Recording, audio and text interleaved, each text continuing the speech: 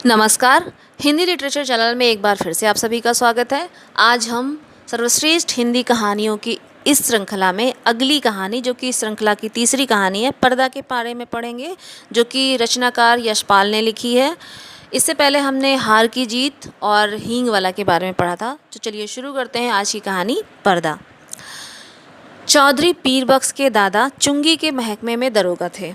आमदनी अच्छी थी। एक छोटा पर पक्का मकान भी उन्होंने बनवा लिया था। लड़कों को पूरी तालीम दी। दोनों लड़के एंट्रेंस पास कर रेलवे में और डाकखाने में बाबू हो गए। चौधरी साहब की ज़िंदगी में लड़कों के ब्याह और बाल बच्चे भी हुए, लेकिन ओहदे में कोई खास तरक्की नहीं हुई। वही 30 और 40 रुपये माहवार का दर्जा था। अपने ज़माने की याद कर चौधरी साहब भी कहते, वो भी क्या दिन थे, वो भी क्या वक्त था। लोग मिडिल पास कर डिप्टी कलेक्टरी करते, और आजकल की तालीम है कि एंट्रेंस तक पढ़कर लड़के लड़की 30-40 से आगे बढ़ ही नहीं पाते। बेटों को ऊंचे ओहदे पर देखने का अरमान लिए ही उन्होंने आंखें मूंद ली। इंशाअल्लाह चौधरी साहब के कुनबे में बरकत हुई। चौधरी फजल कुर्बान रेलवे में काम करते थे। अल्लाह ने उन्हें 4 बेटे और 3 बेटियां दी। चौधरी इलाही बख्श डाकखाने में थे। उन्हें भी अल्लाह ने 4 बेटे और 2 लड़कियां बख्शीं। चौधरी खानदान अपने मकान को हवेली पुकारता था। नाम बड़ा देने पर जगह तंग ही रही। दरोगा साहब के ज़माने में जनाना भीतर था, और बाहर बैठक में वे मोढ़े पर बैठकर हुक्का गुड़गुड़ाया करते। जगह की तंगी की वजह से उनके बाद बैठक भी जनाने में शामिल हो गई, और घर की ड्योढ़ी पर पर्दा लटक गया। बैठक न रहने पर भी घर की इज्जत का ख्याल था, इसलिए पर्दा बोरी के टाट का नहीं, बढ़िया किस्म का रहता। जाहिर है दोनों भाइयों के बाल बच्चे भी एक ही मकान में रहने पर भी भीतर सब अलग अलग ही था। ड्योढ़ी का पर्दा कौन लाए भाई? इस समस्या का हल इस तरह हुआ कि दरोगा साहब के ज़माने की पलंग की रंगीन दरियाँ एक के बाद एक ड्योढ़ी पर लटकाई जाने लगी। तीसरी पीढ़ी के शादी ब्याह होने लगे। आखिर चौधरी खानदान की औलाद को हवेली छोड़ दूसरी जगहें तलाश करनी पड़ी। चौधरी इलाही बख्श के बड़े साहबजादे एंट्रेंस पास कर डाकखाने में 20 रुपए की क्लर्की पा गए, और दूसरे साहबजादे मिडिल पास कर अस्पताल में कंपाउंडर बन गए। ज्यों ज्यों जमाना गुजरता जाता, तालीम और नौकरी दोनों मुश्किल होती जाती। तीसरे बेटे होनहार थे। उन्होंने वजीफा पाया। जैसे तैसे मिडिल कर स्कूल में मुर्दिसो होकर के देहात चले गए। चौथे लड़के पीरबख्श प्राइमरी से आगे नहीं पढ़ सके। आजकल की तालीम माँ बाप के खर्च के बोझ के सिवा और है ही क्या। स्कूल की फ़ीस हर महीने, और किताबें, कॉपियों और नक्शों के लिए सिर्फ रुपए ही रुपए। चौधरी पीरबख्श का भी ब्याह हो गया, और मौला के करम से बीवी की गोद भी जल्दी ही भर गई। पीरबख्श के रोजगार के तौर पर खानदान की इज्जत के ख्याल से एक तेल की मिल में मुंशीगिरी कर ली। तालीम ज़्यादा ना होती तो क्या, नहीं थी तो क्या, सफ़ेद पोश खानदान की इज्जत तो पास में थी। मजदूरी और दस्तकारी उनके करने की चीज़ें नहीं थी। चौकी पर बैठते कलम दवात का काम था। 12 रुपया महीना अधिक नहीं होता। चौधरी पीरबख्श को मकान सितवा की कच्ची बस्ती में लेना पड़ा। मकान का किराया 2 रुपया था। आसपास गरीब और कमीने लोगों की बस्ती थी। कच्ची गली के बीचों बीच गली के मुहाने पर लगे कमेटी के नल से टपकते पानी की काली धार बहती रहती, जिसके किनारे घास उगाई थी। नाली पर मच्छरों और मक्खियों के बादल उमड़ते रहते। सामने रमजानी धोबी की भट्ठी थी, जिसमें से धुआं और सब्जी मिले उबलते कपड़ों की गंध उड़ती रहती। दाईं ओर बीकानेरी मोचियों के घर थे। बाईं ओर वर्कशॉप में काम करने वाले कुली रहते। इस सारी बस्ती में चौधरी पीरबख्श ही पढ़े लिखे सफ़ेद पोश थे। सिर्फ उनके घर की ड्योढ़ी पर पर्दा था। सब लोग उन्हें चौधरी जी, मुंशी जी कहकर सलाम करते।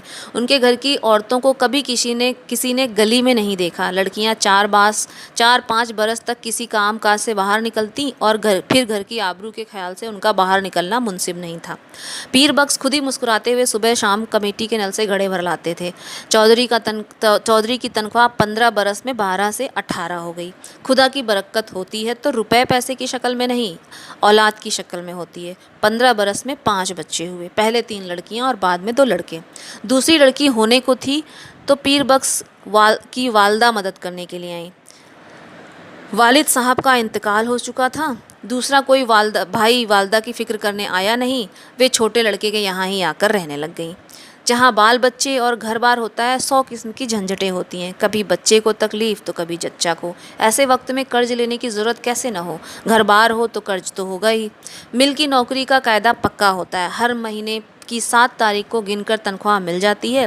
पेशगी से मालिक को चिढ़ है। कभी बहुत ज़रूरत मिलने पर ही मेहरबानी करते, ज़रूरत पड़ने पर चौधरी घर की कोई छोटी मोटी चीज़ गिरवी रखकर उधार ले आते।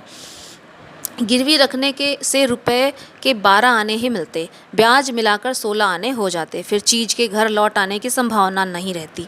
मोहल्ले में चौधरी पीर बख्श की बड़ी इज्जत थी। इज्जत का आधार था घर के दरवाजे पर लटका पर्दा। भीतर जो हो पर्दा सलामत रहता। कभी बच्चों की खींच-खाच या बेदर्द हवा के झोंकों से उनमें छेद हो जाते तो पर्दे की आड़ से ही सुई धागा लेकर उसकी मरम्मत कर देते। दिनों का खेल। मकान की ड्योढ़ी के किवाड़ गलते गलते बिल्कुल गल गए। कई दफ़े कसे जाने से पेच टूट गए और सुराख ढीले पड़ गए। मकान मालिक सुरजू पांडे को उसकी फिक्र ना थी। चौधरी कभी जाकर कहते सुनते तो उत्तर मिलता, कौन बड़ी रकम थमा देते हो, 2 रुपल्ली किराया और वह भी 6-6 महीने का बकाया। जानते हो लकड़ी का क्या भाव है, ना हो तो मकान छोड़ जाओ। आखिर किवाड़ गिर गए। रात में चौधरी उन्हें जैसे तैसे चौखट से टिका देते। रात भर दहशत रहती कि कहीं कोई चोर ना आ जाए। मोहल्ले में सफ़ेद पोशी और इज्जत होने पर भी चोरों के लिए कुछ नहीं था।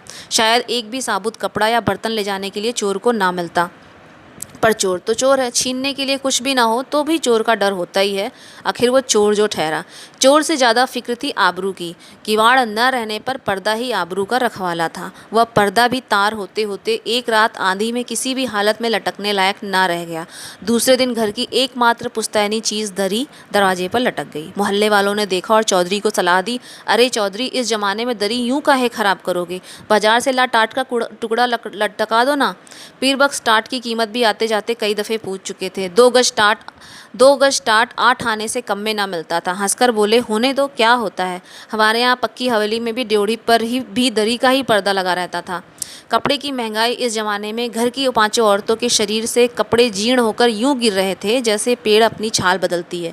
पर चौधरी साहब की आमदनी से दिन में एक दफ़े किसी तरह पेट भर सकने के लिए आटा के अलावा कपड़े की गुंजाइश कहाँ।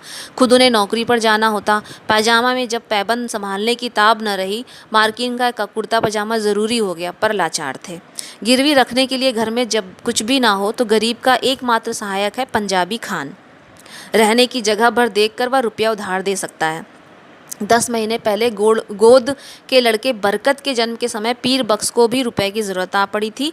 कहीं और कोई और प्रबंध ना हो सकने के कारण उन्हें पंजाबी खान बबर अली खान से 4 रुपये उधार लिए थे। बबर अली खां को रोज़गार के अलावा उस कच्चे मोहल्ले में अच्छा खासा चलता था। बीकानेरी मोची, वर्कशॉप के मजदूर और कभी कभी रमजानी धोबी सभी बबर मियाँ से कर्ज लेते रहते। कई दफ़े चौधरी पीर बख्श ने बबर अली को कर्ज और सूद की किस्त न मिलने पर अपने हाथ से डंडे से रीढ़ी का दरवाज़ा पीटते हुए देखा था। उन्हें साहूकार और रीढ़ी के बीच बचौल भी करना पड़ा था। खान को वो शैतान समझते थे, लेकिन लाचार हो जाने पर उसी की शरण लेनी पड़ी। 4 आना रुपया महीने पर 4 रुपया कर्जा लिया। शरीफ खानदानी मुसलमान भाई का ख्याल कर बबर अली ने 1 रुपया माहवार की किस्त मान ली। 8 महीने में कर्ज अदा होना तय हुआ। खान की किस्त न दे सकने की हालत में अपने घर के दरवाजे पर फजीहत हो जाने के बाद का ख्याल कर चौधरी के रोए खड़े हो जाते। 7 महीने फाका करके भी वे किसी तरह से किस्त देते चले गए। लेकिन जब सावन में बरसात पिछड़ गई और बाजरा भी रुपए का 3 सेर मिलने लगा, तब किस्त देना संभव ना रहा। खान 7 तारीख की शाम को ही आया। चौधरी पीर बख्श ने खान की दाढ़ी छू ली और अल्लाह की कसम खाकर 1 महीने की माफ़ी चाही। अगले महीने 1 सवा रुपये देने का वादा किया। खान टल गया। भादों में हालत और परेशानी की हो गई। बच्चों की माँ की तबीयत रोज़ गिरती जा रही थी। खाया पिया उसके पेट में ठहरता ही नहीं था। पथ्य के लिए उसे गेहूँ की रोटी देना ज़रूरी हो गया। गेहूँ मुश्किल से रुपये का 2.5 सेर मिलता। बीमार का जी ठहरा। कभी प्याज के टुकड़े या धनिया की खुशबू के लिए मन मचल जाता। कभी पैसे की सौंफ, अजवाइन, काले नमक की ही ज़रूरत हो तो पैसे की कोई चीज़ भी मिलती ही नहीं। बाजार में तांबे का नाम नहीं रह गया था। नाहक इकन्नी निकल जाती है। चौधरी को 2 रुपये महंगाई भत्ते के मिले, पर पेशगी लेते लेते तनख्वाह के दिन केवल 4 रुपये हिसाब में निकले। बच्चे पिछले हफ्ते फाके से थे। चौधरी कभी गली से 2 पैसे की चौराई खरीद लाते, कभी बाजरा उबाल सब लोग कटोरा भर भर कर पी लेते। बड़ी कठिनाई से मिले 4 रुपयों में से 1.25 रुपये खान के हाथ में धर देने की हिम्मत चौधरी की ना हुई। मिल से घर लौटते समय वे मंडी की ओर टहल कर गए। 2 घंटे बाद जब समझा खान टल गया होगा और अनाज की गठरी लेकर वो घर पहुंचे। खान के भय से दिल डूब रहा था, लेकिन जब दूसरी ओर 4 भूखे बच्चों, उनकी माँ और दूध न उतर सकने के कारण सूख कर काटा हो चुके गोद के बच्चे और चल फिरने से लाचार अपनी जईफ माँ की भूख से बिलबिलाती सूरत आंखों के सामने नाच जाती। धड़कते हुए हृदय से वे कहते जाते, मौला सब देखता है, खैर करेगा। 7 तारीख की शाम को असफल हो खान 8 की सुबह तड़के चौधरी के मिल जाने से पहले ही अपना डंडा हाथ में लिए दरवाजे पर मौजूद हुआ। रात भर सोच सोच के चौधरी खान ने उसके लिए बयान तैयार किया कि मिल के मालिक लालाजी 4 रोज के लिए बाहर गए हैं, उनके दस्तखत के बिना किसी को भी तनख्वाह नहीं मिल सकती। तनख्वाह मिलते ही वह रुपया हाजिर करेगा। माकूल वजह बताने पर खान भी बहुत देर तक गुर्राता रहा। बोला, अम वतन छोड़ के परदेश में पड़ा है, ऐसे रुपया छोड़ के वास्ते अम यहाँ नहीं आया है। हमारा भी बाल बच्चा है, 4 रुपया नहीं देगा तो हम तुम्हारा कर देगा। 5वें दिन रुपया कहाँ से आता? तनख्वाह मिले अभी हफ्ता भी नहीं हुआ। मालिक ने पेशगी देने के डर से साफ इनकार कर दिया। 6ठे दिन किस्मत से इतवार था। मिल में छुट्टी रहने पर भी चौधरी खान के डर से ही सुबह बाहर निकल गए थे। जान पहचान के कई आदमियों के यहाँ गए, इधर उधर की बातचीत कर वो कहते, अरे भाई 20 आने पैसे हो तो 2-1 रोज के लिए दे देना, ऐसे ही ज़रूरत आ पड़ी है। उधर उत्तर मिला, मियाँ पैसे कहाँ इस ज़माने में, पैसे का मोल कौड़ी नहीं रह गया, हाथ में आने से पहले ही उधर उठ जाता है। दोपहर हो चली, खान भी आया होगा तो इस वक्त तक नहीं बैठा रहेगा, चौधरी ने सोचा और घर की तरफ चल दिए। घर पहुँचने पर सुना खान आया था और घंटे भर जोड़ी के लटके दरी के पर्दे को डंडे से ठेल कर गाली देता रहा है। पर्दे की आड़ से बड़ी बीवी के बार बार खुदा की कसम खा यकीन दिलाने पर कि चौधरी बाहर गए हैं, रुपया लेने गए हैं, खान गाली देकर कहता, नहीं बज्जात तो भीतर ही छिपा है, 4 घंटे में फिर आता है, रुपया लेकर जाएगा, रुपया नहीं देगा तो उसका खाल उतार कर बाजार में बेच देगा, हमारा रुपया क्या आराम का है? 4 घंटे पहले से ही खान की पुकार सुनाई दी। चौधरी पीर बख्श के शरीर में बिजली सी दौड़ गई और वे बिल्कुल निस्सत्व हो गए, हाथ पैर सुन्न और गला खुश्क। गाली दे पर्दे की ओर ठेल कर खान के दोबारा पुकारने पर चौधरी का शरीर निर्जीव प्राण होने पर भी निश्चेष्ट न रह सका। वे उठकर बाहर आ गए। खान आग बबूला हो रहा था। बोला, पैसा नहीं देने के वास्ते चिपता है। एक से बढ़कर एक 3 गालियां एक एक करके खान के मुंह से पीर बख्श के पुरखों के नाम से निकल गईं। इस भयंकर आघात से पीर बख्श की खानदानी रक्त भड़क उठने के बजाय और भी निर्जीव हो गया। खान के घुटने छू अपनी मुसीबत बता हुए मुआफ़ी के लिए खुशामद करने लगे। खान की तेजी बढ़ गई। उसके ऊंचे स्वर से पड़ोस के मोची और मजदूर चौधरी के दरवाजे के सामने इकट्ठे हो गए। खान क्रोध में डंडा फटकार कर कह रहा था, पैसा नहीं देना था, लिया क्यों? तनख्वाह किधर में जाता? आरामी हमारा पैसा मारेगा, हम तुम्हारा काल खींच लेगा। पैसा नहीं है तो घर पर पर्दा लटका के शरीफ ज़्यादा कैसे बनता? तुम हमको बीबी का गहना दो, बर्तन दो, कुछ भी दो, हम ऐसे नहीं जाएगा। बिल्कुल बेबस और लाचारी में दोनों हाथ उठा खुदा से खान के लिए दुआ मांग पीर बख्श ने कसम खाई, 1 पैसा भी घर में नहीं, बर्तन भी नहीं, कपड़ा भी नहीं। खान चाहे तो बेशक उसकी खाल उतार कर बेच ले। खान और आग बबूला हो गया। बोला, हम तुम्हारा दुआ क्या करेगा, तुम्हारा काल क्या करेगा, उसका जूता भी नहीं बनेगा, तुम्हारा काल से तो ये टाट अच्छा। खान ने ड्योढ़ी पर लटका दरी का पर्दा झटक दिया। ड्योढ़ी पर से पर्दा हटने के साथ ही जैसे चौधरी के जीवन की डोर टूट गई। वह डगमगाकर जमीन पर गिर पड़े। इस दृश्य को देख सकने की ताब चौधरी में नहीं थी, परंतु वह द्वार पर खड़ी भीड़ ने देखा। क्या देखा कि घर की लड़कियां और औरतें पर्दे के दूसरी ओर घटना के आतंक के से आंगन के बीचों बीच इकट्ठी होकर कांप रही थीं। खड़ी होकर सहसा पर्दा हट जाने से औरतें ऐसे सिकुड़ गईं जैसे उनके शरीर का वस्त्र खींच लिया गया हो। वह पर्दा ही तो घर भर की औरतों के शरीर का वस्त्र था।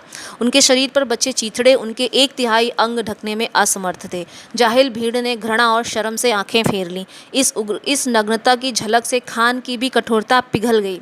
ग्लानि से थूक पर्दे को आंगन में वापस फेंक क्रुद्ध निराशा में उसने लाहौल विला कहा और असफल लौट गया। भैंसे चीख कर ओट में जाने के लिए भागती हुई औरतों पर दया कर भीड़ छट गई। चौधरी बेसुध पड़े थे। जब उन्हें होश आया, ड्योढ़ी का पर्दा आंगन में सामने पड़ा था, परंतु उसे उठाकर फिर से लटका देने का सामर्थ्य उनमें शेष न था। शायद अब इसकी आवश्यकता भी नहीं रही थी। पर्दा जिस भावना का अवलंब था वह भावना मर चुकी थी। यहीं पर कहानी समाप्त हो जाती है। आपको कहानी कैसी लगी ये कमेंट करके ज़रूर बताएं। कृपया चैनल को लाइक सब्सक्राइब करें और वीडियो को शेयर करें। Thanks a lot for watching. Thank you once again.